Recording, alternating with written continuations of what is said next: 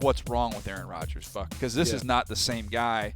When you look at where he is this season, just numbers-wise, numbers don't tell everything. But when you do look at the numbers this season compared to the last several seasons, he's definitely fallen a little bit short. He's definitely fallen off the standard that he's created for himself as an MVP. He is a guy that I think the popular narrative was he made the Packers receivers better. The Packers were a systematic operation where you just plug guys in, the system gets them open. When I'm looking at Aaron Rodgers without Jordy Nelson, I wonder about his ability to elevate the play of the guys around him. He seems more chippy this year when you look at him from afar. He seems more frustrated and just upset with the performance of his guys on the perimeter. And look, I get it.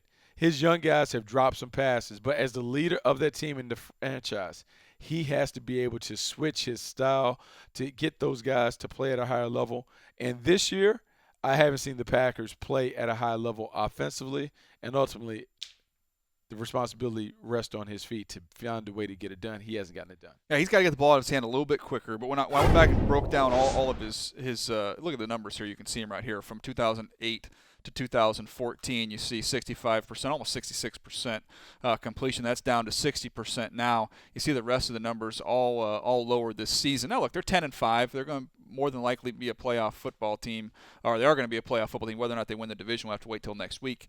But when I went back and broke down the sacks, Bucky, let me give you the down and distance on the sacks. There were 9 sacks. He took 8 of them. Tolzien took 1. Wow. Third and 13, third and 15. There was a third and 14. So there's 3 long yardage situations. And then he got sacked on 1st and 10, 1, 2, 3 times. 2nd and 10 once. Then a 2nd and 7. So they're not putting themselves in those 2nd and 4, 3rd and 2s. They're in obvious passing situations, and they can't get it done, man. Hard to operate like that. It's hard to operate like that when you're playing against a stacked defense, meaning the defense knows that you have to take a one-dimensional approach, meaning you have to pass. Your offensive line isn't full of all-stars. They work better as a unit, but the injuries have just changed the chemistry on that front line. And then out on the perimeter, these guys cannot get away from press coverage. They can't shake the defenders at the line of scrimmage. They can't create separation. So it makes it very, very difficult it just makes it so difficult for Aaron Rodgers to find an open receiver because there's not a lot of space. And so when he's trying to fit the ball into tight windows, you get tips, overthrows, deflections. They lead to turnovers. Just bad all around for the Green Bay Packers. I worry about their ability to go forward, and I'm really worried about Aaron Rodgers' ability to get back to that high level without Jordy Nelson being around. Yeah, I might have to wait for next season to see. Guys, does that bring up a bigger question, though, with Aaron Rodgers? Because this is a guy coming into the season.